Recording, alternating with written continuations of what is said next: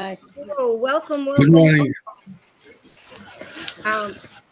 Glad to have everybody here on Sunday morning, and we're international today. While everybody's coming in, I'm just going to explain a little bit about who we are. A lot of new faces, and also a lot of my friends. Hi, Sharon. I'm glad you made it. Karen, it's great to see you. Mac, it's perfect that we're here today. Jean's here, great. Phil, all good. Okay, good. Even if you're driving or this is a very important webinar that I believe that we're doing today, because we cannot live 3 minutes without our breath. So before I start the program, because people are coming in and I want everybody to hear everything, I want to say welcome you. I'm Susan Lust, co-director of the Parkinson's Wellness Project. And we're here to guide families through their PD diagnosis, the whole family. It's not just a one person. When somebody's diagnosed with PD, it's just not a one person disease. It affects everybody who's in its lives. And what we do, a perfect example is what we're doing today. We learn about Parkinson's through awareness. We like to develop educational events like these. Did you get it? I want to say that breathing is my most favorite thing to do, thankfully. And we're going to learn a lot today. But we also want to tell you we have a lot coming up in 2024. So if you're not subscribed to our email, if anybody's coming on and they're not muted, just mute for now. We have a lot coming on in 2024. And actually, a week from tomorrow, we're starting our nutrition workshop, which is supposed to be fantastic. So I suggest you all sign up for that. Let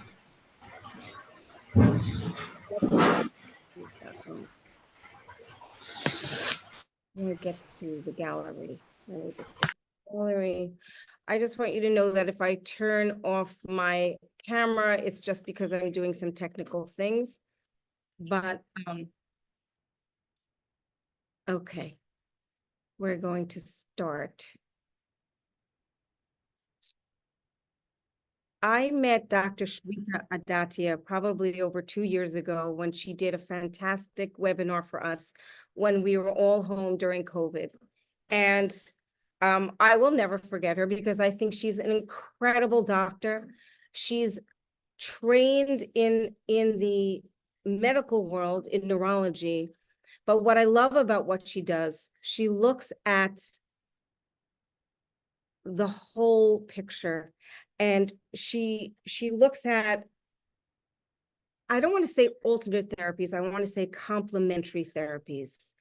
And it's great to have a neurologist who's trained in the medical world, but also can see outside of that and see other things that that could help us. I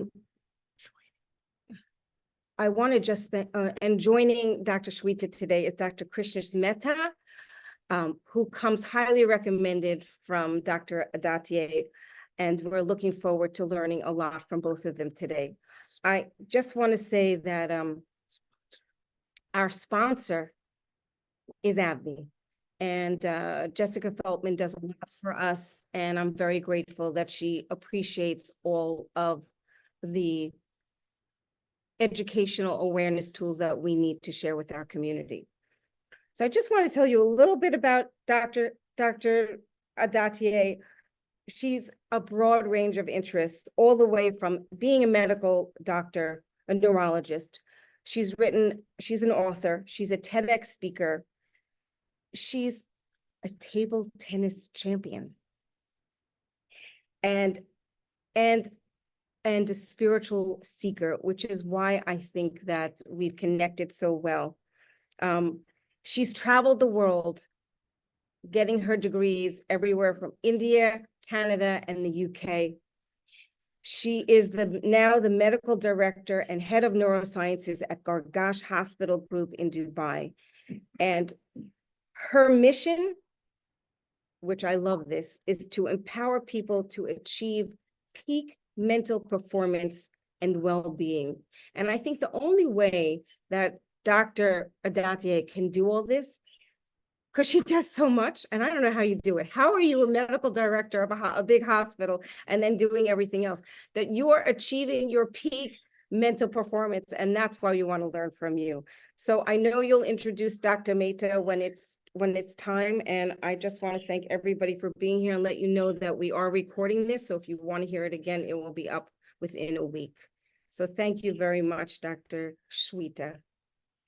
Thank you, Suzanne, for inviting me the second time. Yes, we met 2 years back, and it looks like as though it was yesterday. COVID also seems to be like a distant memory now, thank God. Welcome all of you. So nice to see wonderful faces. Some of you may have seen me in the previous one. Some of you are fresh, new, very welcome. Today, I'm going to be joined. So what are we going to do today? So it's going to be a little bit of an interactive session because I don't think so. Brain has an attention span where if I keep talking and you keep listening, that never happens. The brain always has a say. So we're going to interact and we always learn from each other. I, as a doctor, also learn from all my patients. I learn from other doctors. So learning is, I think, talking and interacting. So the first part, I will be talking about breathing in general, and the middle part, I would talk about Parkinson's disease in particular, how the breathing can amplify the symptoms and what type of breathing is essential. And then I will be joined by Dr. Krishnesh Mehta, who will actually be taking some practical hands-on training session in particular relation to the symptoms and this of Parkinson's disease. Yes, I'm a medical doctor, but I myself have been at the crossroads of having so many diseases. I was 13 years old when I was 6 months in ICU.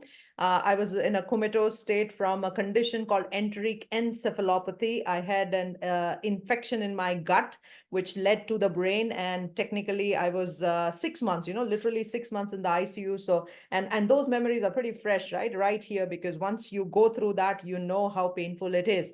And then when I was in my medical school, I had a condition which was very interesting and rare, hypophosphatemia. My phosphate levels fell down and nobody knew a clue why it was happening. And again, I was back in the ICU with a lot of heart rhythms going abnormal. I had to be injected a lot of things, etc. And also, again, and the third time I had to be in the ICU when I had a chickenpox meningitis. So being a neurologist, I have been on both sides of the table. So I do understand what it means, so it makes me I'm thankful and grateful to good Lord because it makes me empathetic and understanding of what a patient goes through or what you can go through, what I can go through in those times.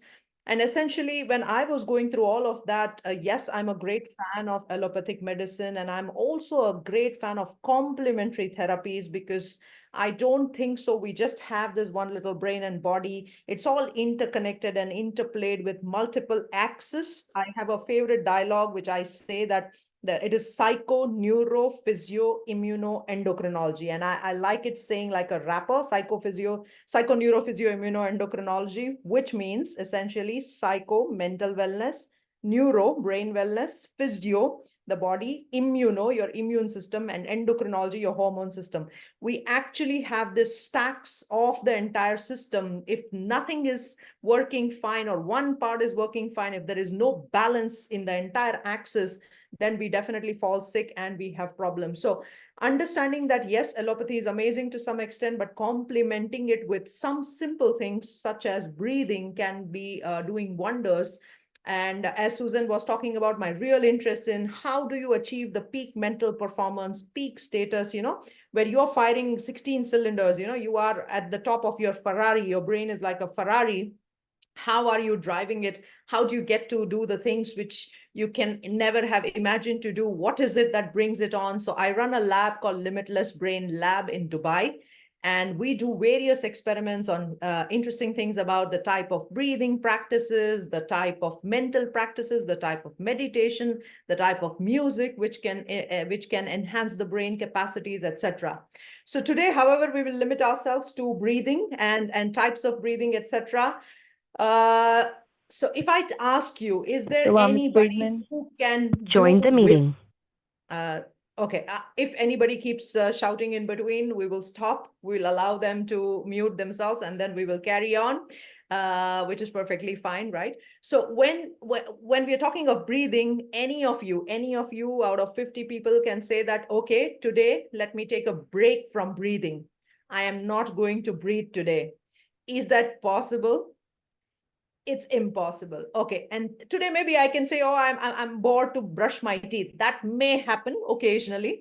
Sometimes you may forget to brush the teeth also, which is fine. But you can never say, oh, today I want a holiday from my breathing. Breathing is so instantaneous, so essential, so automatic. Okay, now if you were to eat, you can go on a diet. You can go on an exercise plan. You can go on a fitness plan. You can go on a mental plan. How many of you have ever had a breathing plan for your life? A breathing plan. We don't, right? And that is the essence of the talk that we are going to have. So let us all have, irrespective of whatever the condition that we have, breathing is quintessential, and we all must have a plan. And I'm going to put something here. My next slide is going to be, okay, here. Why do I have this little guy up on my screen here? Can anybody tell me why? Especially in the breathing session, we have this little guy with us here. What is he supposed to be doing? What is his job here? Breathe slowly. Oh, yes, there you go. It breathes 3 to 4 breaths per minute, but more than that, it lives 300 to 400 years. Does it ring a bell? Because it breathes slowly, it can preserve its life's function and it can have a larger lifespan. By the way, if you breathe appropriately, if you have all the right techniques, breathing in scientific sense has shown to elongate the chromosomal breaks or the telomerase, and hence you can also prolong your biological life as well. So yes, it can have the power to live 100 years and also quality. And now I have somebody up here. Why is this fellow up here on the screen? Anybody? Why is this? What is this guy doing up here? He pants constantly. Yes, Breathes it's always constantly. panting. It has 30 to 40 breaths a second, and we know that it can live 10 to 20, yeah, depending on the breed. Give and take 15 on an average is what the lifespan is, because it's a harsh breather, high breathing rate. Now, all of us, we all sometimes, occasionally, we do measure our heart rate, the way the heart is beating, but we often ignore to have our baseline breathing rate. So my suggestion to all of you should be, like your signatures, you should know what is your baseline breathing rate. Okay, that is one at-home exercise which you are going to do, because if you don't know that, that is number one, your breathing rate. What will you can only manage what you can measure. And this is such an easy thing to measure. So you just measure it, and then we can alter it, and lots of things we can do on it. Now, do we, from the anatomy of it, there's oxygen around, 21% oxygen, atmospheric pressure. I'm breathing my oxygen. Can I breathe through the mouth, or do I need to breathe through the nose? Is it okay if I bypass the nose, if I just close my nose and I keep breathing through the mouth? Will it be possible? Why? I mean, it is a passage which is anyways leading to the lungs, right? Why is the nose ever required? Why do I need a nose? Why do I need a nose? Well, for Because, one reason, for filtering. yes, exactly. One major reason is filtering. It also balances the temperature. It also gets done all the little chemicals, etc., and all out of the system. It filters, and then it has a passage which is not, it's not like a flippy floppy passage, right? It's a rigid, nice passage for the air to go in. Just imagine it was a flippy floppy passage there, boom, the moment you will breathe in, it would just collapse. So in the grand design, you're supposed to breathe through the nose. You're supposed to go, the air must go down the trachea. It should expand your chest and also breathe with your diaphragm. Okay, majority of us don't even put the biggest muscle, the diaphragm muscle, which is right there below the chest, into the breathing thing. So we remain shallow breathers. We just breathe literally fast up from the chest. Now, if you want to know at-home exercise, again, are you breathing from your belly or you're breathing from your chest? You will be putting your hands here and checking out, are you major parts of your time breathing through your chest or your diaphragm? Most people, okay, 50 to 60% of the people, you can check the stats on Google, breathe through their chest alone, which means it's inadequate. The oxygen supply which must go in is not enough. And at the end of the day, these are chest muscles. These are tiny muscles. They can get tired and fatigued. They don't give you the enough strength and power and endurance which you want, because that is what the diaphragm is all about.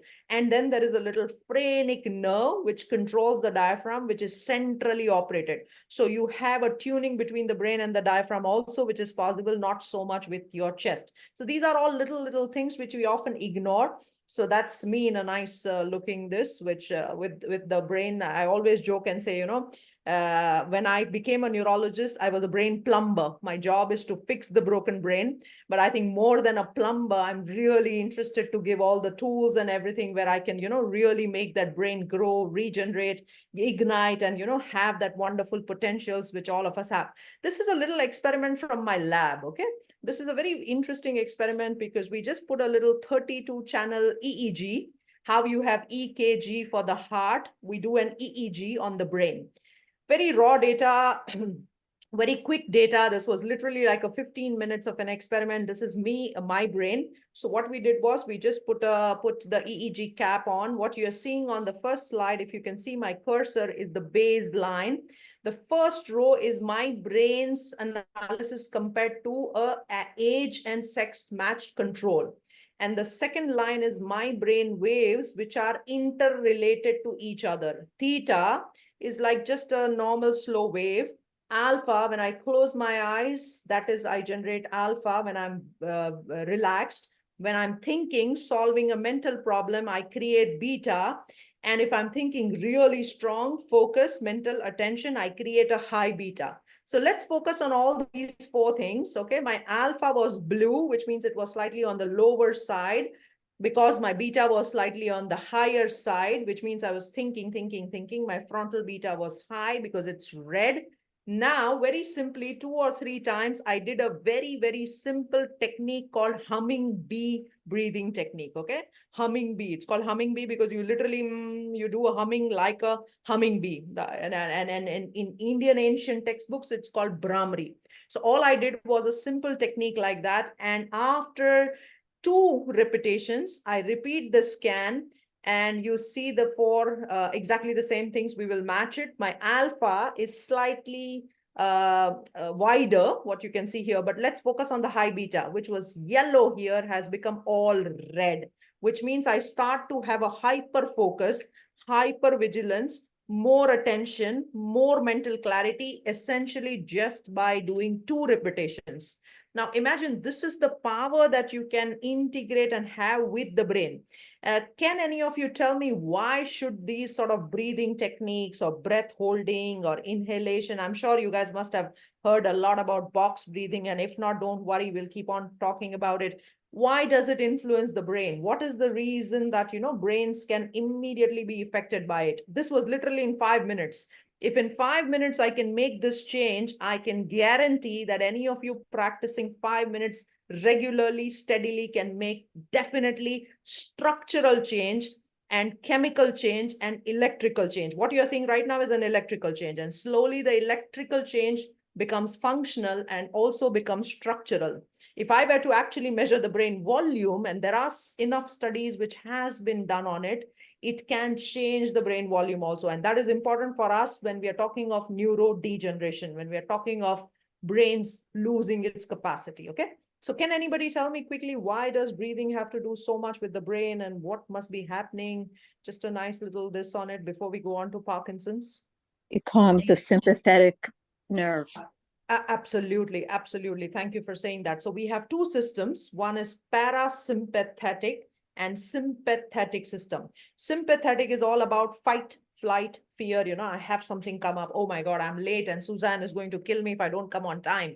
And I start rushing from the office and I start driving my car and boom, boom, boom, I need to reach. And that's my sympathetic activation. But when I come back to a state, I become calm, I'm rested, I'm focused, I go on to parasympathetic. Now, normally I need a balance of both. I need sympathetic to kick in when I want, but I need to come down when it's not required. And then I need to have the parasympathetic right there balanced. But the beautiful thing is that where my breathing center is, it's located in brain stem. And I'm going to show that I have the nerve for parasympathetic called vagus nerve. Vagus nerve is a beautiful popular nerve. Everybody knows about it, right? Vagus is a sexy nerve. I love it because it's the longest nerve. It starts right from the vagus and it is what kicks in the parasympathetic function, and that gets activated. So thank you for saying that, whoever said that. I cannot see, I'm only seeing myself, but that was the wonderful answer. It's just that it's parasympathetic. Okay, now talking about Parkinson's, we all know Parkinson's stems from the loss of the cells in substantia nigra. The dopamine is not enough. The dopamine is, because the dopamine is not enough, you have motor symptoms and then later on non-motor symptoms. We know all the tremors, rigidity, all the posture issues that can arise, all the autonomic, this ANS, PNS, SNS problems that can arise, the joint pains, all the GI, the motility issues which can come in. These are all the common problems which is typical with Parkinson's, right? This is a classical thing that we see, that the dopamine is not released enough, not produced enough, and which is the reason. And that's why most of you would be on levodopa. Most of you would be on a dopamine agonist. That is precisely the pathophysiology why you take a dopamine tablet. Now, what is really happening? Let's go one step deeper. Why should my substantia nigra die? Now, there are multiple theories, right? Parkinson's scientists are still looking forward. There is an environmental theory and toxic theory and some genetic, and nobody really knows what is causing that cells to shrink and die. But if I were to microscopically go and look at that cell, the cell has one important component which is so crucial for the energy, which is called the mitochondria. When I have all the pollutants and the toxins, by the way, I got done my functional analysis last week, and I was shocked, when the report came in. The doctor is a friend of mine. He's a critical illness specialist who has converted into functional medicine. And when he report, he was like cadmium, thallium, mercury, lead, everything was high. I said, oh my God, I'm a vegetarian. I don't eat anything else. What is the reason why my metals are all so high? It was just off the roof. And I was struggling to figure out what really is the cause for it, etc. and all. And then as we chatted along, we all breathe all the pollutants, right? It's not that it's just in the food. It's all right there. I mean, there is a little cement factory outside my home. There when we go out, gasoline, so many things are there which can bring in the metals. So metals are bound to happen. And then the one big realization I personally had was, I go to a gym, which is also AC. I live in Dubai. Dubai is hotter and hottest. That is all the 3 seasons that you have. You don't have any other season. So this just hot, hotter, and hottest. So in the hot season also, you go to an AC gym. I do not perspire enough. I do not have the sweating enough where I can excrete my metals. And that was a big revelation that is what I should do. So I decided to go to a sauna to at least, get my toxins away. But this is all very important. These pollutants, these toxins causes something called the free radical formation. That free radical is actually causing the oxidative stress. It's not like other stress, but it is the stress on the cell. The cell is now able to produce all the toxins, which are stress granules, protein granules. It is mismatching the metabolism, the mitochondria. The poor mitochondria is the energy house of the entire cell. The cell is surviving because of that mitochondria. By the way, to anybody's guess, we have roughly around 18 quadrillion mitochondria in our body. It's just amazing how, 18 quadrillion pieces of those mitochondria is just mind blowing. Certain facts of the body just makes us wonder what a machine that we have. In that mitochondria, you process the power ATP only because of oxygen. So it is our duty and job to give all those 18 quadrillion bits and pieces the right amount of oxygen. And that is the reason why, if you have been breathing well, if you have enough oxygen, you protect yourself from the oxidative stress. Excess of oxygen is also toxic. So there are times when you are supposed to be getting exposed to more oxygen can also be a problem. We also in the COVID, right? When people were hyperventilating and certain ventilatory parameters were wrong, there were damage happening to the lung, there was damage happening to the lung. It's all because of excess of oxygen also becomes a problem. The right amount of oxygen, the right way, and that's why you will see a lot of neuroprotective clinics which are showcasing hyperbaric oxygen. So you're basically putting a pressured oxygen so that your body is essentially able to consume more and get these mitochondria going. So these are some of the papers. I'm just going to show a couple of them, but the basic theme remains the same for most of the papers. So I've just pulled out one meta-analysis, effect of breathing exercises on the oxidative stress biomarkers. This is a beautiful systemic review and meta-analysis which has gathered a few papers and which is showcasing what is the effect of the breathing exercise on the levels of the oxidative stress. So what they measured was malonaldehyde, superoxide dismutase. These are basically all the toxins, glutathione, nitric oxide, and also some antioxidants. So they measured the oxidants and the antioxidants, and it was different countries, about 5 countries data was selected. 10 studies were part of this meta-analysis. And what was shown was that right type of breathing exercises and techniques did reduce the oxidative stress. Essentially, that was the message. So our job is to introduce as a breathing plan, as a breathing, I would say, commitment to introduce something which is so easy, so freely available. It's just a matter of being conscious and utilizing it properly. Now, there are some studies also on Alzheimer's disease and dementia, where the type of the breathing modulation has an impact on the cognitive outcome.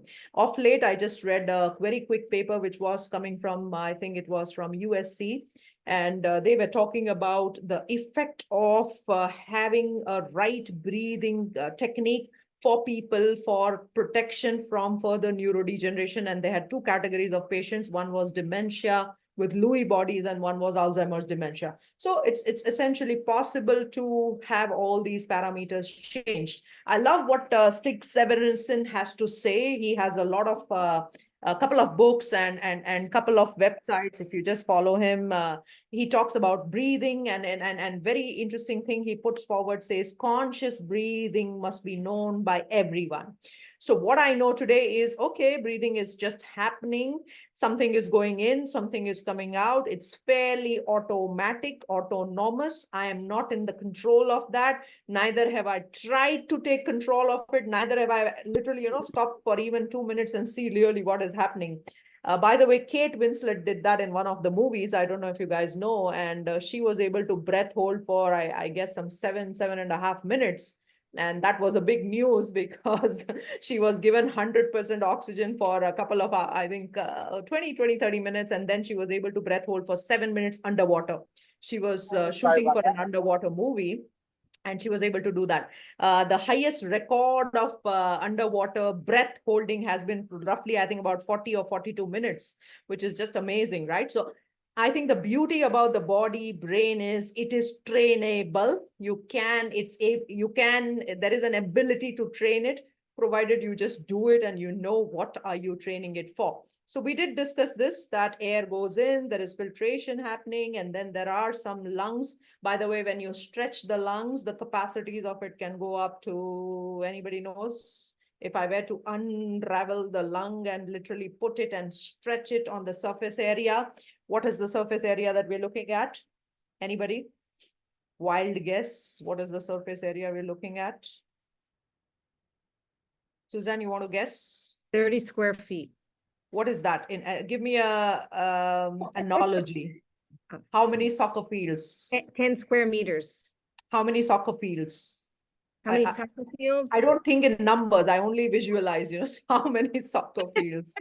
About 4 soccer fields, right? That is what the surface area of the lungs can be. And the surface area of the brain, about one tennis court when doubles are playing. So huge surface area is just massive, right?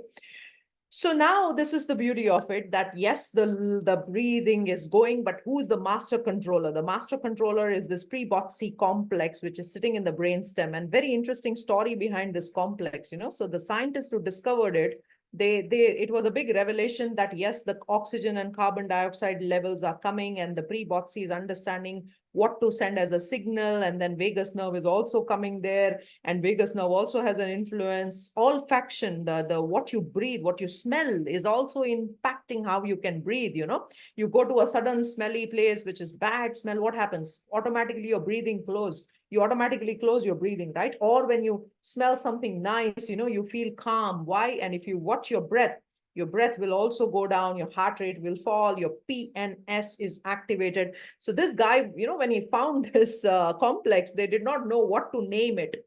And they were drinking wine, they were sitting there, and it was a German wine which was served. So there's a way, there you go, let's name it based on that German wine. So I forgot, it's a German nice little name there, but that is how this Pwp had a wonderful name of that complex. So it's interesting. Sometimes, scientists can be crazy, but yes, the entire complex is just so beautiful. So when it is connected to our vagus nerve, which is the longest nerve, essentially that is regulating our PNS. And the beauty of the entire thing is my breathing has a direct effect in two structures. One is my prefrontal cortex. Guys, now prefrontal cortex is all that the magic happens. My cognition, ability to execute, my discrimination, my motor control, my ability for discriminating what is good and bad, my social behavior, executive function, everything is happening in the prefrontal cortex. So essentially, there is a direct link which is to the prefrontal cortex also, and also to hypothalamus, which is my memory function, and to amygdala. There are studies which has been done that, let's say I'm trying to recall something, and I'm a student and I cannot remember a formula. Let's assume that if I light a candle with a certain flavor, let's say I light a citrus flavored candle, my memory will be better. And next time when I'm trying to recall that problem, my citrus smell will be first recalled, and then the problem will also come in. So memory, there can be a way in which olfaction or breathing or smell can actually induce the memories function also. So such an intricate and nice balance with which you can change or modulate. Now, why can I become calmer when I'm breathing deep and when I'm holding it and when I'm exhaling? A very, very simple demonstration I'm going to do. If you all are tired, you had a long day and you're wondering, what is going on, and life is so stressful and so many things, this is what you do. All of us do, right? What you just did or what you just do is nothing but an exhalation which is prolonged. When you have a prolonged exhalation, your vagus nerve kicks in, your PNS comes into play, your SNS goes down, and you feel better. All the good hormones get secreted, you feel calmer, you feel under control, you feel clear. So these are some of the ways. Now, if you can do it consciously, any of this before a meeting, let's say I'm going to an important meeting, Suzanne is going to an important meeting, we just do a couple of times of fast 4-7-8 breathing, you see the outcome. Automatically, I will be better prepared. I will be, and there are studies, enough studies have been done on these kind of experiments, okay? So this is how powerful the PNS effect can be. So essentially, when I'm breathing, all I'm doing is I'm trying to balance between my fight and flight and my rest and digest system and trying to give me a flow state. I'm also gaining many other advantages, but essentially I'm trying to get more oxygen. And this is called, by the way, the circle of excellence. When I deep breathe, I take a lot of oxygen, lots of endorphins, the good chemicals are produced. I lower my heart rate, my muscles are relaxed, my mind-body connection is better, and I can perform better. So the best thing is when I perform better, both in terms of mental being and physical being, my cells are all rejuvenated. I certainly can, in a degenerated state, also try to preserve those cells, which is the function that we are looking at for Parkinson's. We also sort of nourish all the muscles and the joints and all the non-motor components. My gut can be better, my other systems, the liver, kidney, blah, everything can be better, my heart, just general autonomic. So this is called the circle of excellence. Now, there is one study which I want to show you guys, and a couple of slides, and then we will move on to Krishnesh. This is a very interesting study which was done. You know that now the brain maps, you can read it for yourself, right? Anything red is high, anything blue is low. So let's focus on this dominant part, the 4, and the non-dominant. Basically dominant, you guys can check it for yourself right now. Either the right nostril or the left, one of them would be dominant. When you put a little hand just beneath your nose and you figure out which nostril is actually breathing, I think for me, it is right nostril, which is active.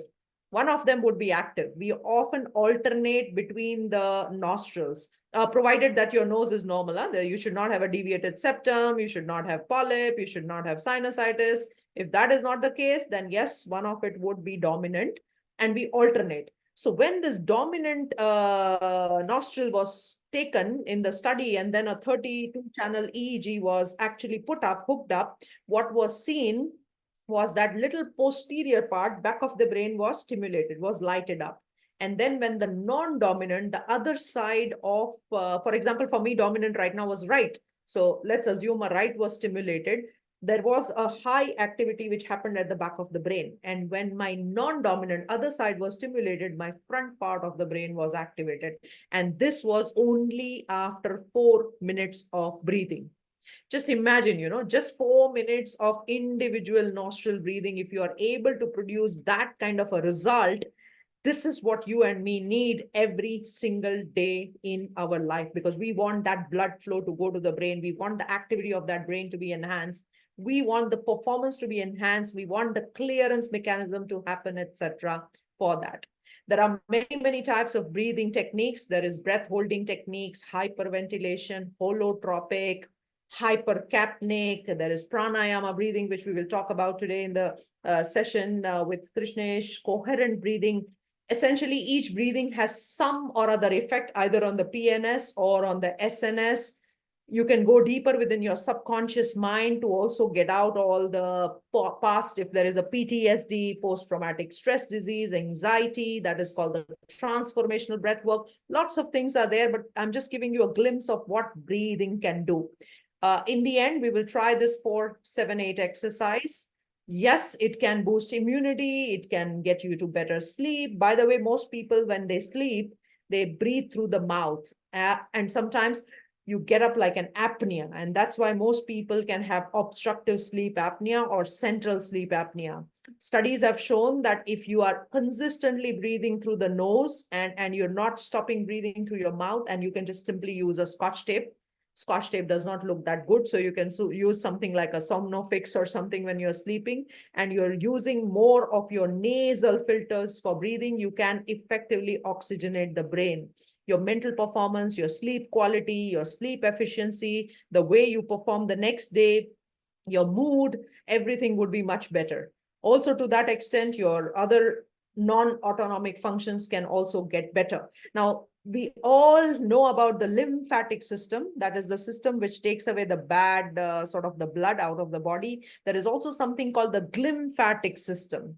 The glymphatic system of the brain is a very powerful cleaning mechanism. It's like literally like a maid for your brain, It will just take off all the toxins, suck off all the bad things, what is not required. It will just clear it off. Now this happens, however, this maid is very unique, this maid only comes in the night, middle of the night, stays for a couple of hours, quietly does its job and gets out, right? Now, glymphatic system and sleep is directly linked to your breathing pattern. People who have a certain nostril breathing can only activate the system to get rid of the toxins. And we all know Alzheimer's disease, Parkinson's disease, other neurodegenerative conditions, they all happen because of all the amyloid and the tau and all the bad proteins which are getting generated there, right? So our job is as maximizing the function of this particular system. There are also studies that CSF regulation, CSF is nothing but the fluid around the brain. The CSF regulation can be controlled and fine-tuned with breathing, right breathing practice and technique. So breathing just has so many immense functions. We saw about the autonomic system as well. So our job is essentially to understand what is the breathing type that I need to do and how I need to do. Breathing is also connected to heart rate. You can modulate your heart's function up and down just by modulating the breathing. We will do a couple of practical sessions. So I'm going to skip this for now. We will talk about that. By the way, this is what I was talking to you about, that you need to use the fix, because you want to breathe through your nose effectively. I mean, I just did my apnea analysis because I keep doing just to understand, from the peak performance point of view. You never know that so many apneas are also happening. So it's always a good idea, even if you are a PD, non-PD, please go ahead and have at least one sleep analysis, because I strongly feel that in the 24 hours period, minimum of 8 hours or sort of 8 to 10 hours, you will spend doing that. So I would rather say that, do that wisely, do that properly. So when you are sleeping, understand what is your nostril, which is dominant, what type of sleeping pattern that you have. Do you sleep on one side or do you sleep, etc. So sleep has a deep impact on the brain's functioning. So now my next speaker is going to talk about this pranayama, the breathing technique, which is an ancient Indian technique. What is that? Prana essentially means life force, okay? And ayama means extension. So we are basically doing the extension of the life force, and it's a very scientific method and technique which is used to alter the brain states to exactly what I showed to you about. And it is fairly easy. It is not difficult at all. And it is going to be magical if you guys will practice along with him. There's lots in that, but I'm going to leave it to him for doing that for us. So with that, thank you very much for patient hearing. My job was to introduce you to the breathing. Now let's do some breathing together. Before that, before I introduce Dr. Krishnesh, if anybody has any questions, please shoot out, and I am going to change the slides as well. We can take some questions now before we do the breathing. Also, I just want everybody to know we are recording this, and Dr. Adatia, you're an amazing teacher. You really are very clear and makes me want to study this more. Thank you, Suzanne. Anybody can throw us the questions, and I can invite Dr. Krishnesh. I'm going to tell a little bit about him, both formally and informally. Here's one question. Do we lose the ability to nose breathe automatically when we lose our sense of smell? Very good question. When we lose the sense of smell, definitely we have a little bit of a problem sensing the breathing, but we don't lose the ability to breathe. So we still keep breathing through the nose. But yes, there is a deep impact on the taste. Roughly about 40 to 50% of the taste can be impacted when your breathing ability or when your smell sensing ability is lost. So not directly breathing, but taste for sure. We all did that during COVID, right? We all had the problem. Can you get the smell sense back? Especially in people. It does come back, but olfactory neurons, by the way, are prone for degeneration. Parkinson's disease, we all know. There is a period in which we lose the smell, and then the Parkinson's disease sets in. The degeneration starts in that olfactory process and then sort of goes on into the brain. Do we get it back? Like any other answer, any brain cell, any such cell to regenerate takes a while. Roughly about 0.1 millimeter a day is what they quote. Possible, but takes a long time. Somebody tells me that he's working on the smell every day, which is amazing. You should. And in fact, essential oils and so many aromatherapy, so many things are all working on the smell, and it has a direct effect. As I showed to you, the olfactory tract actually gets on and directly influences your brain. So it's a good way to work on your brain.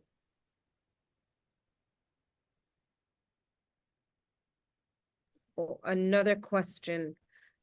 Thank you to all of you who are finding this valuable. I am so grateful. Yeah, we're blessed to have you. All right, so let's see. Are there any special scents that people should practice with?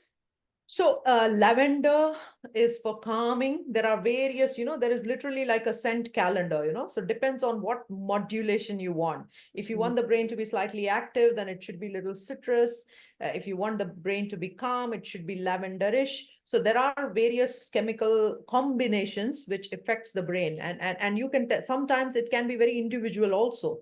So you need to really see and check it out for yourself, what makes you calmer, what makes you feel better, etc. But there are some prescribed versions of scents as well. And that is, essentially called the mood aromatherapy. There are lots of things which are coming up in that field as well.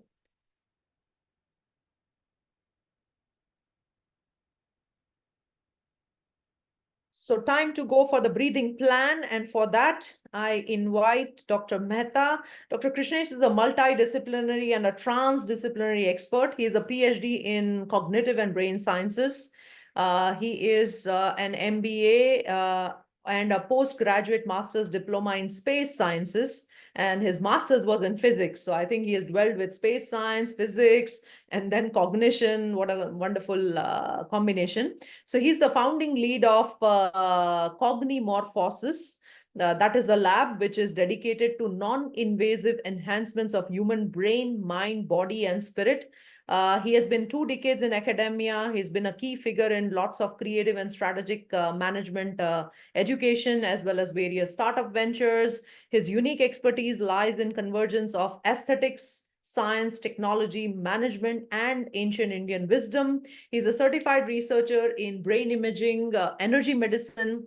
He's also a TEDx speaker, and he and me, yes, we work together on a lot of research projects as well. I have learned a lot in last 3 or 4 years, the time I have met him. He's about to set a lab called Neuro Wisdom Lab. We are all looking forward to that. And then a research center for non-conventional learning and performance enhancement. His extensive consultancy and workshop portfolio also includes some renowned organizations globally, and essentially his work on perceptivity and cognitivity and cognitive neuroaesthetics and enhancing leadership thinking has been amazing. So without a further ado, he's done some amazing work. By the way, he's an amazing teacher and an amazing human being as well. So very welcome, Dr. Krishnesh. Over to you. Okay.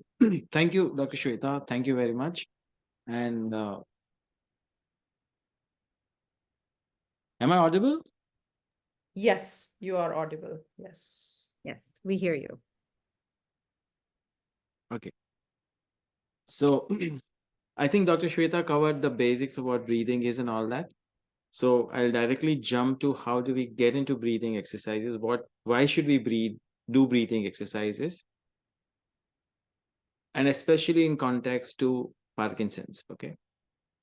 So, of course, there are various modalities that happen in Parkinson's, but one of the most common or the most important one is the motor function, right? That is what is getting affected. So if we want to improve our motor function, it is very important that we stimulate the cells. And how do we stimulate the cells? Is through vibrations. And how do you generate vibrations? Is by creating sound, right? And can we link this sound to breathing? If we do this, we get deep breathing. So we get the benefits of deep breathing, and we get the benefits of vibration. What this vibration actually does is it will activate. So the specific vibrations basically. So, every cell has something called natural frequency. They vibrate at a certain frequency on their own. When they're diseased, that frequency changes. So if I generate a vibration, which is kind of balancing vibration, then when I generate that sound, it will generate the frequencies which will balance the abnormality in the cells, the vibrations of the cells because of disease. And hopefully they become normal, or at least stop degenerating further. So what we are going to learn, the exercise today, the first one is what she mentioned already, the humming bee or the Brahmari pranayam as it is called. But before I go on to that, why do we do these breathing exercises? Please understand how breathing happens. So I'll ask a question. do we breathe, therefore lungs expand? Or do the lungs expand, therefore we breathe in? And similarly, when we breathe out, do we breathe out, therefore lungs contract? Or do the lungs contract, therefore we breathe out? Any answers?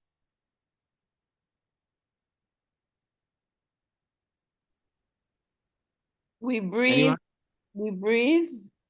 and then the lungs move out. Okay, fine. So most of us mostly think so, but that is not true. Actually, breathing is an autonomic system. It is a automated system or an involuntary function of our body, which means the lungs are being operated involuntarily by certain part of your brain, mostly the cerebellum. Okay. So when what happens is when your lungs expand, the air goes in. And when the lungs contract, the air is pushed out, just like a balloon. When you release the balloon, it pushes out, the air is pushed out. So what we call pranayama, what we call this, it's not breathing. We are not just controlling oxygen, but we are also controlling this force with which the lungs expand and contract. Or we are even controlling the way or stopping the way the lungs expand or controlling the expansion and contraction. So that is what breath holding is all about. So basically, when we do pranayama, or why pranayama is not, it's not called oxygen breathing, or it's not just limited to oxygen, but it is about this controlling of the involuntary expansion and contraction of the lungs. This is very important. So, you know that Parkinson's is associated with movement, and here directly this movement is being controlled by pranayama. So when you do breathing or pranayama exercises, you are actually working on your motor functions, involuntary motor functions. And through some other exercises I'm going to talk today, it will also work on your full motor systems. So we'll work directly. I'll teach you some simple practices. If you do them regularly, I can guarantee that within 6 months, if we meet again, hopefully, you'll have at least reduced your symptoms, cured them possibly, or at least not degenerated further, at the least. Fine. So the first exercise is what is called the humming bee exercise. So as I told you, we generate a balancing frequency, which will balance the frequency, the natural frequency of all the brain cells. And that is what is called the Brahmari Pranayam. It's very simple. You know the word king, K-I-N-G, king. You focus on the word NG, letters NG, and the sound that you create when you speak king, NG. Okay.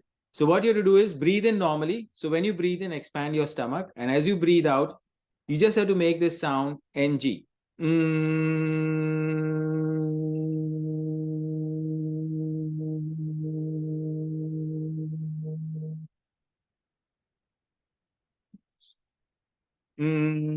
We can all do it together. Yeah, we'll do it together, but I'm just showing. So everyone got it? Any questions on that? I assume because I'm not able to get any response. You keep your mouth closed and is your tongue on at the roof? You keep your mouth closed. You just make the sound NG from your kind of throat region or epiglottical region, right?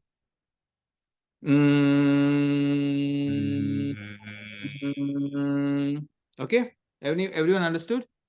NG, mouth closed, breathe in through the nose, expanding your stomach. As you breathe out, make this NG sound all together. So breathe in.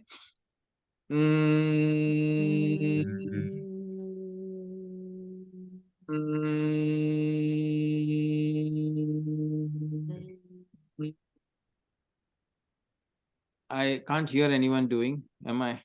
Are you all doing? We're muted.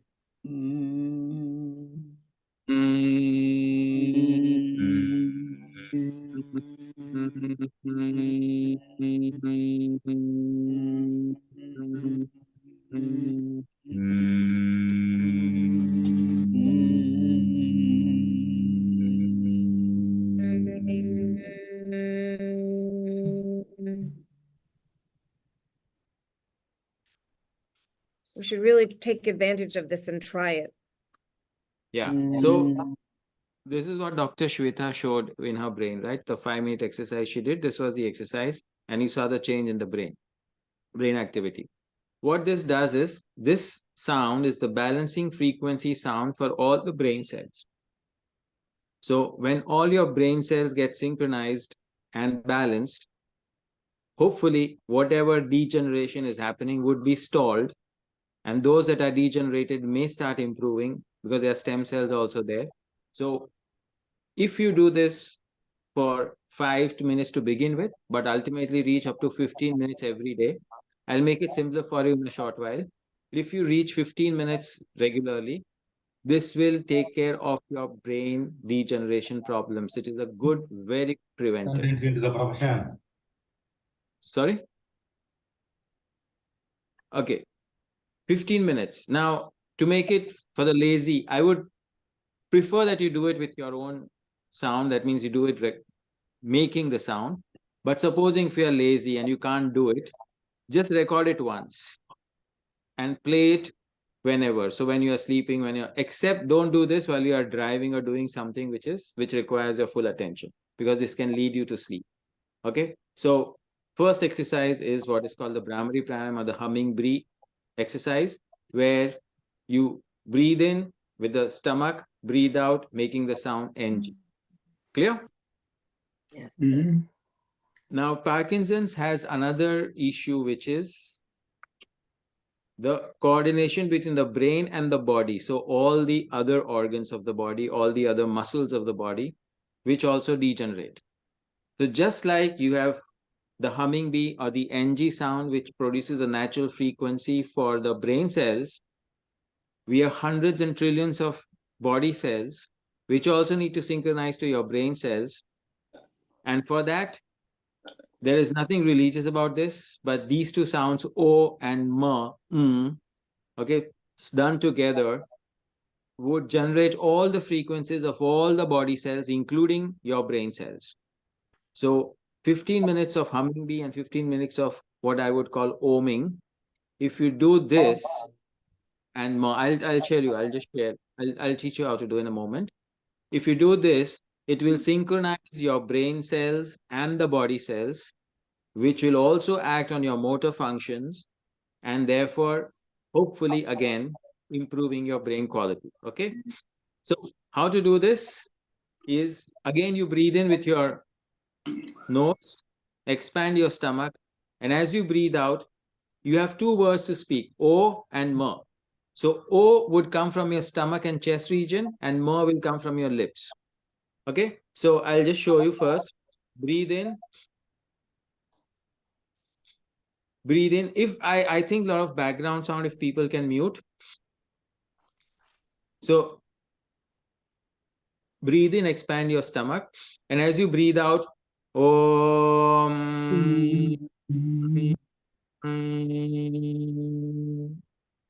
Okay. Now here there is a interesting catch. What you have to do is, because most of us want to activate our motor systems, so the O part has to be longer, the M part has to be shorter. So I'll do it once again. Breathe in, expand the stomach, and as you breathe out, O.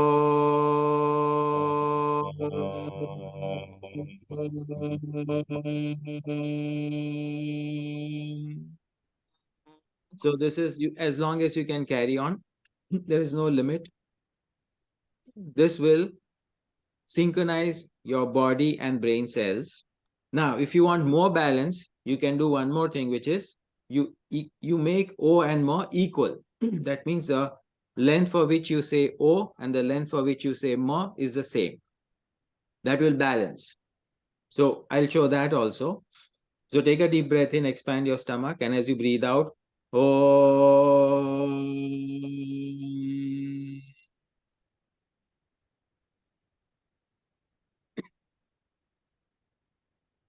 So this will balance. If you want to relax, then O part has to be short and Mo part has to be long. So there you would do, again, take a deep breath in, and as you breathe out, Om.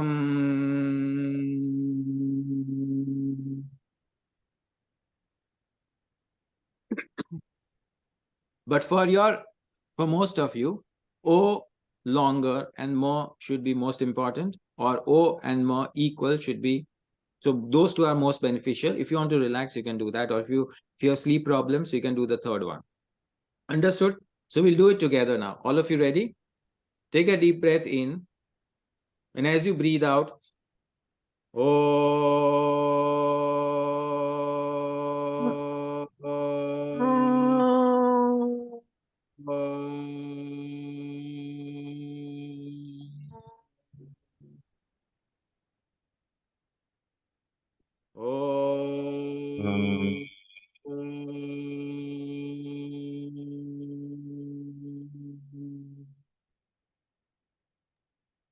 Clear? Everyone, is it clear to everyone? No, I'm a little, I'm clear on the aw. I'm not clear on the ma. The ma. So just with your lips closed. Oh, your mouth is little open. Oh, more happens with your lips closed. That's just how you say ma. Oh, oh, ma. Ma, ma, ma. Clear now? Yeah, thank you. Okay. So if you do this for 15 minutes, so first you do the Brahmari or the humming bee and this Oma for 15 minutes. Within 6 months, I challenge you that your brain would be altered. Believe me. Okay. It's not, I've experienced it in many people. But as I told you, if you want to be lazy, you can record this also. You can record the Oma part also. But I would prefer that you do it by yourselves. If you can't, and if you have some time press or whatever issues, you can record. But I would prefer that do it. So this is the first exercise, okay?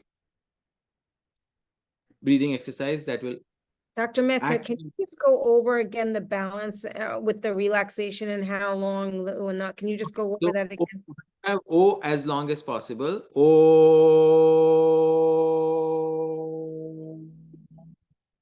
This is activating. Balancing is both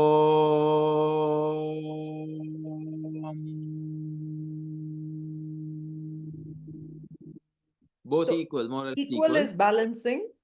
Yeah. Longer is active. activating. That is what you would want for Parkinson's. And O short and more long is for relaxing. Clear? Thank you. See, because you alter the frequency accordingly. Yeah. So that Yeah, frequency alter change, the the sound's frequency changes when you are doing a long exhalation or the longer speaking that vowel. So that vowels, this changes the frequency. Okay. The second thing that is very important, second exercise, very, very important exercise, again related to breathing, but here we use a little bit of visualization, little bit of imagination.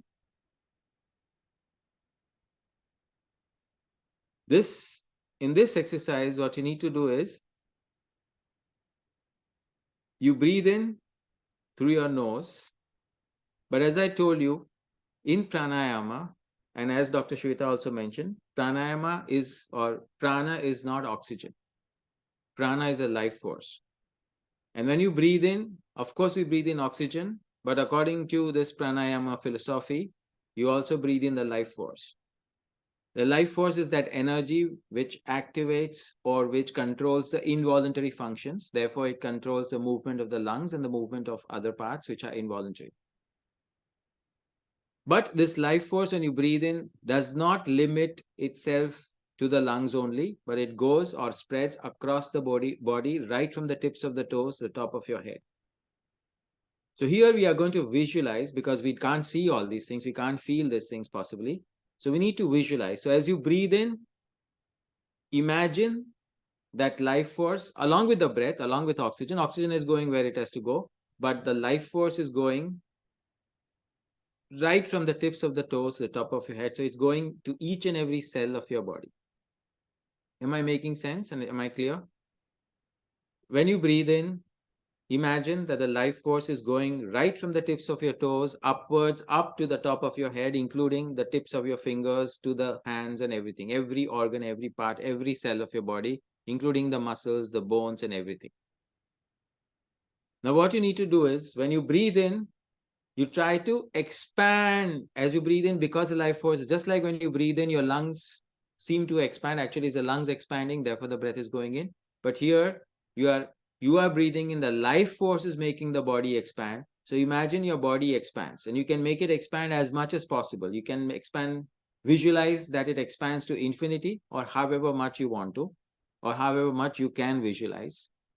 Breathing in, your whole body expands, and you can tense your body, or you can actually feel the expansion also. Okay. So for example, if I'm holding my hand like this, and if I expand, you can see little tense, you can see a little bit tension that is happening in my hands. Same way across the whole body. Or if you can't feel the tension and all that, don't worry. Breathe in, imagine your whole body is expanding. And when you breathe out, imagine the whole body is contracting. It's like what you do with a rubber band. You're stretching, pulling, breathing in, it is expanding. So you're stretching the rubber band. When you're breathing out, you're releasing the rubber band, so it's contracting. Okay. So how much should you expand? As much as you can, up to infinity. How much should you contract? As much as you can, up to a line or a point. Your body, imagine your body becomes a line or a point. And as you expand, it becomes infinity, or as much as you can expand, or however much your visualization allows you to expand. Am I making sense, and is it clear to everyone?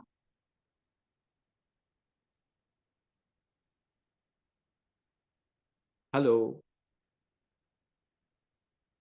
Yes. That's clear. Yeah. Very good. Breathing in, your whole body expanding. Breathing out, your whole body contracting, right?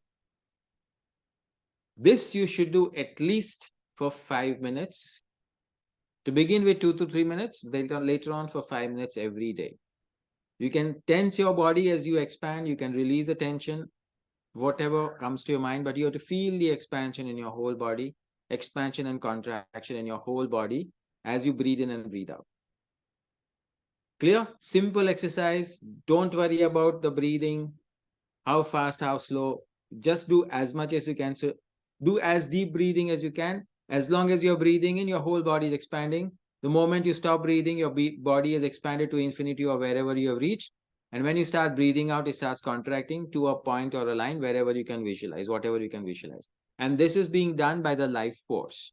That is the prana. And which is what is actually altering the cells, cleansing the toxins in the cells, making your whole body healthy. Clear? Understood? I'm going to teach you 2-3 more exercises if you are interested. If you do all of them, within 6 months, you'll see how changed your life becomes. At least do some of them, then also your life will change. So I'm giving you whatever suits you. Most of these are fun exercises that I'm going to teach you now onwards. Okay. So first is humming, then Oma breathing, and then this expansion contraction breathing.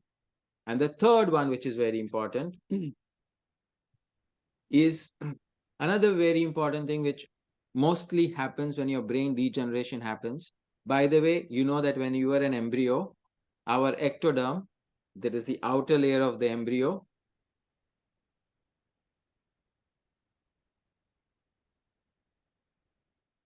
if you can't do it physically, visualize. So I'm getting some responses. Just visualize. If you can't expand your rib cage and all that, just visualize it expanding. That's good enough. Okay. Please understand, expanding by visualization is also good enough. But if you can expand, wonderful. If you can't, just visualize. Okay. So I was talking. So in the embryo, when we are in the embryo, the outer layer of the embryo is called the ectoderm. Our skin and the brain are formed from the same ectoderm. That means there's a direct connect between the skin and the brain. And you know that life force is required. The moment life force is not there, we are not alive. So life force brain, and skin are directly connected. So this next exercise is a little fun exercise. The exercise goes like this. Find someone who you know and who also cares for you or whatever. Okay. So maybe your partner, maybe your spouse, maybe your children, whoever. What you need to do is you need to hug each other and balance your breath. That means you have to breathe in synchronization while touching each other. If you can't hug, holding hands is good enough, but some form of physical touch is important, and synchronizing your breathing with each other. So you breathe at the same rate as the other. So it's like you count 1, 2, 3, let's start 1, 2, and you breathe in for say count of 5, then you breathe out for the count of 5 or whatever. However you synchronize, it's not important, but synchronize your breathing while you are touching. Ideally hugging, if not hugging, touching. Hand touch, whatever little touch that you can do. If you can do this with touching, this will also stimulate your motor functions and your brain cells in a way that no other breathing exercise would. Fun exercise, simple exercise. Am I right? Doable? Hello. Yeah. Very simple, right? I don't know if we could try that now. I don't. Yeah, we can do this because you're all online. But what if you have a dog or a cat? works, no problem. Yeah. Only thing is ensure that the hair doesn't go into your nose. Okay, otherwise it's fine. Any skin, any skin of any animal, any human is fine. That's funny. It has to be a live object, not a dead object. Okay. See, basically, the Idea- idea is that you are utilizing that sensory stimulation. Basically, the whole entire this is you're opening a new gateway to the brain. What brain Yes. needs is different gateways, right? There can be, as we discussed, the smell is a gateway, touch is a gateway, vision is a gateway. We just have to open up these different gateways. Okay. And so Yeah. one more fun exercise, and if you do nothing else, but if you do this exercise also, it will work wonders. So I know that some of you, if you're having Parkinson's, may not be able to walk, may have balancing problems. But the best method or best cure for Parkinson's is to walk. And walk how much? Up to 10 miles. Okay. 6 to 7 miles or up to 10 kilometers, sorry. 6 to 7 miles or 10 kilometers. Okay. Well, But- is that 6 to 7 miles a day? A day, yes. Uh-huh. Oh, so let's make it simple, around 10,000 steps. That looks smaller, right? 10,000 steps, which comes to about same. So you have these step markers you can do. But I know that some of you, it might be difficult, it might be tiring. So I'm going to make that movement a fun thing, okay? But this you should do, if not anything else, okay? What you need to do is, now please note, please remember, I'm going to, there are a lot of complexities here, so please understand what I'm trying to say. You have to be in a place which is your own, that means your private space, okay? And you have to put on music of your choice, any music of your choice, fast, slow, a mix of all, right? And I know if suppose you have a problem standing, then you can do it on a chair, or even if you can't sit, you can do it lying on the bed.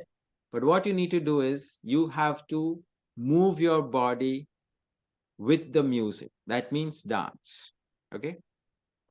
But as you do this dancing, you have to be aware of your breathing, okay? Very important. You have to be aware of your breathing. The whole idea is that when you are dancing, it improves your function of the breathing. So it will fasten your breathing, slower your breathing, depending on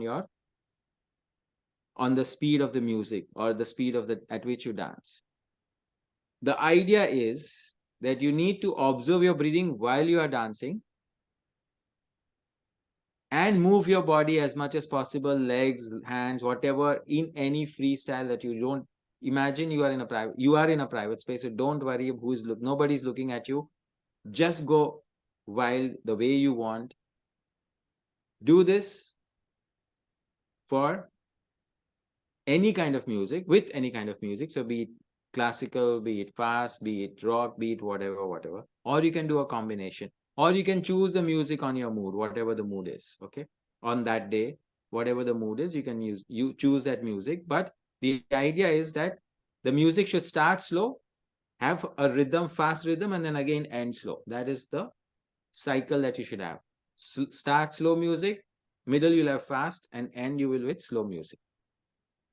And there's one more thing here that you will do. If you believe in some energy, God, energy, infinite love, infinite healing, infinite health, infinite whatever.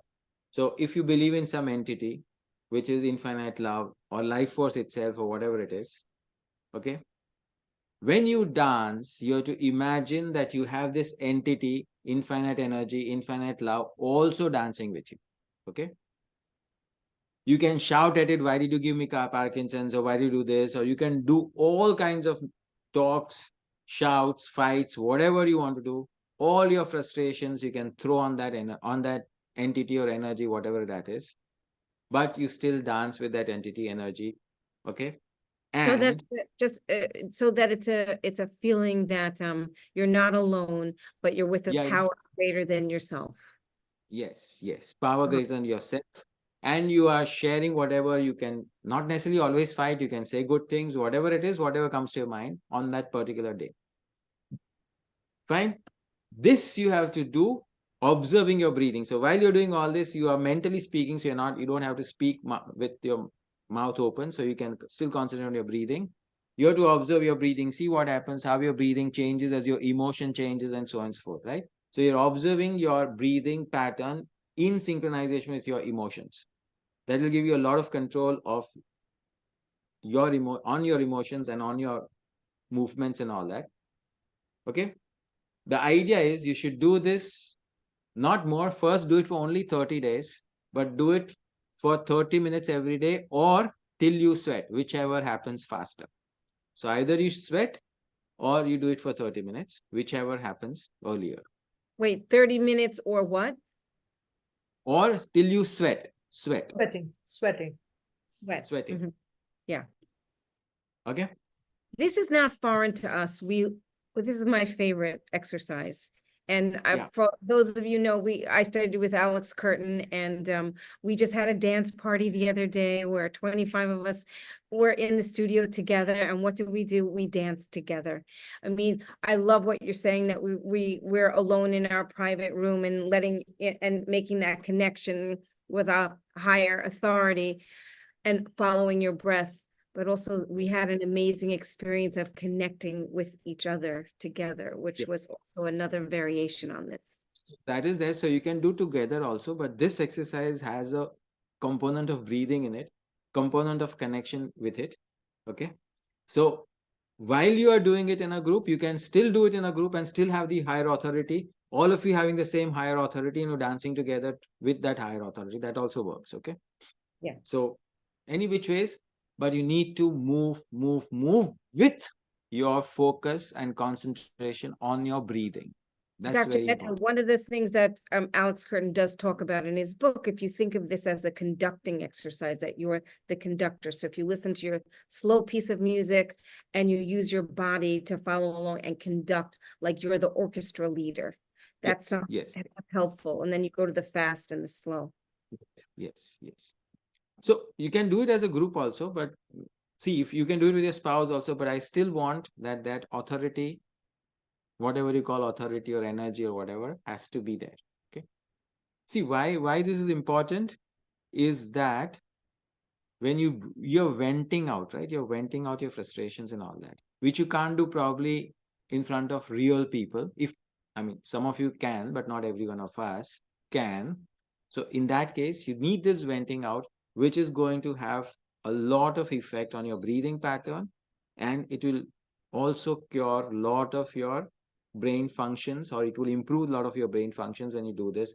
Don't believe anything of what I say. Do this practice for at least 21 days and then tell me if these work or not. Don't believe whatever I say. Okay, all these So, exercises are Dr. very Krishnesh, we did a small exercise with 10 Parkinson's patients with the UPDRS score. So that's the score that you sort of monitor for the motor Yeah. function. And then we had a little psychoanalysis from the non-motor behavior and functions as well. And we did Brahmari, the humming bee technique. And we followed them exactly what you're telling, 21 days or 3 weeks, essentially.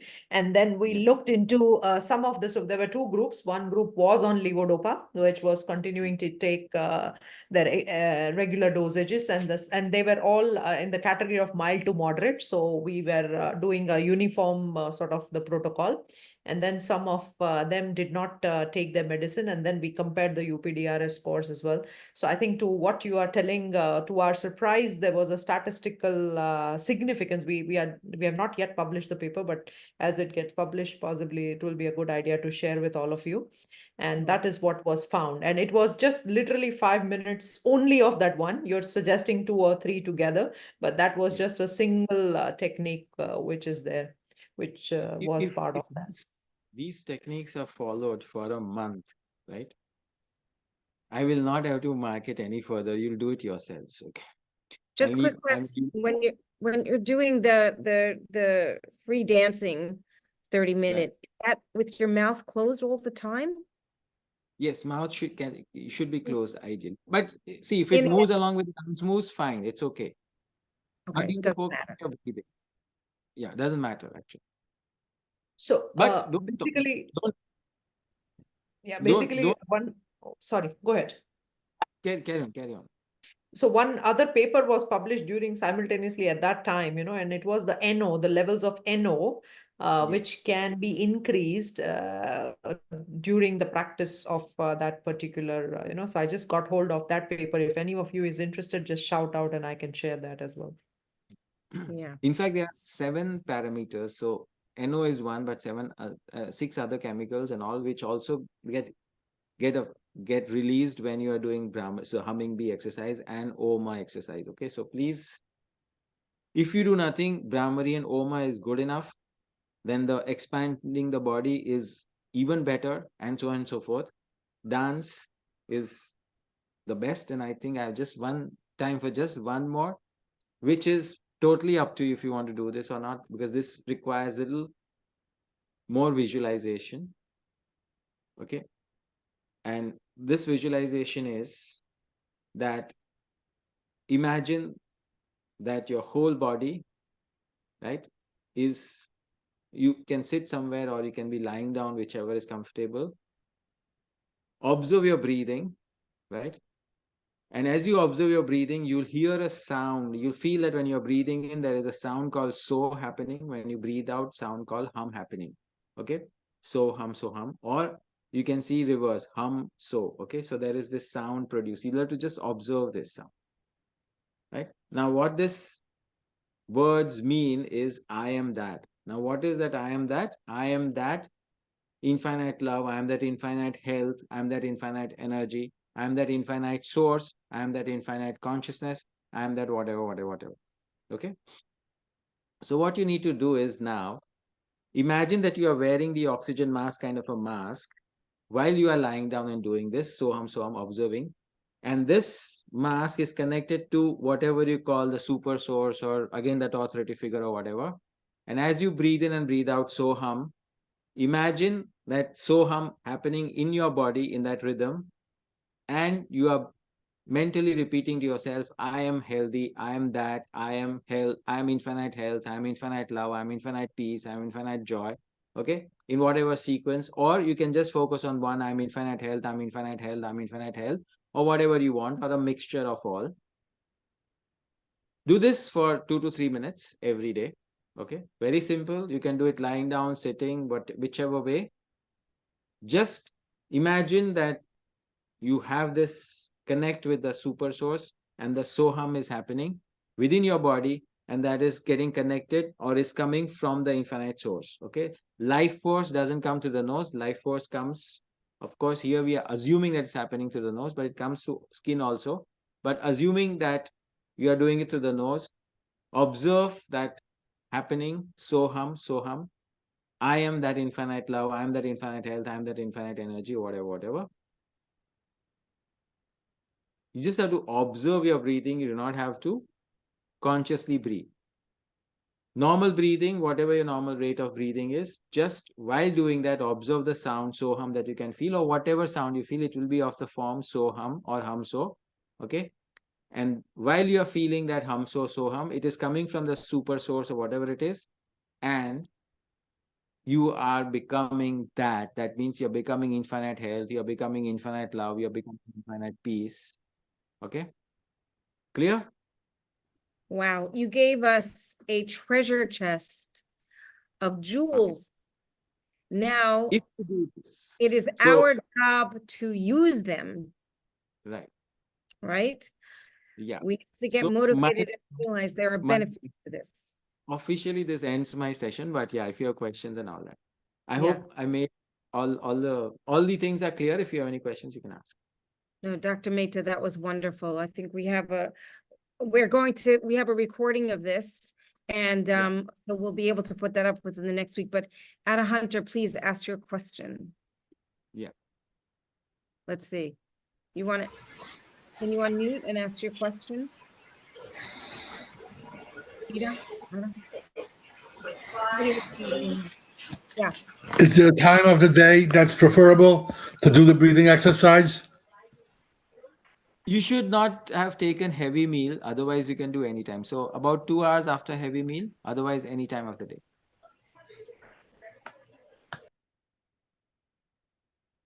Is that clear? Oh, yeah, that's clear. No full stomachs. No full stomachs. Yeah. Right, yeah. Let's see. Do you recommend any specific dance movements? Anything that comes to your mind naturally, Okay. according to the rhythm of the music. Don't force anything. Let it be Okay. natural. And have you done any work with any craniosacral rhythms? See, the moment you'll try to take rhythms and follow the rhythms, right? Your natural flow will stop. So Okay. I would prefer that follow whatever. So if you know those movements, fine, go ahead with them. If you don't know, because it's a general audience, you go by whatever you know, whatever comes to your mind naturally. Go by the natural flow. Do not try to force a certain movement. Mhm. The idea is the movement, not the style of the movement. Okay. Right, that you're moving and breathing and with the rhythm to the music. So your observation has to be, your focus has to be on the breathing, and you can observe your movement also, and you are also venting out if you have to vent out, or you are talking sweeties or whatever it is, but you are mentally also doing that talk. So complex things, but that is what is going to activate your brain cortices, the association cortices, which is what will work wonders for your movement problems in Parkinson's. Wonderful. A question, can this integrate with speech therapy exercises? Yes. Just the Okay. question stay. Mindy, let's see, let me ask you to unmute. Okay,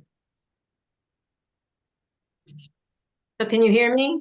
yes. Yes. So I guess how would be the best way to integrate all of these exercises? In other words, do we begin by doing all of them? Is there an order to which you would begin them? And it seems to me, even though each is for a very short period of time, it really Okay. collect, Okay, total so- in its totality, it's not such a short period of time.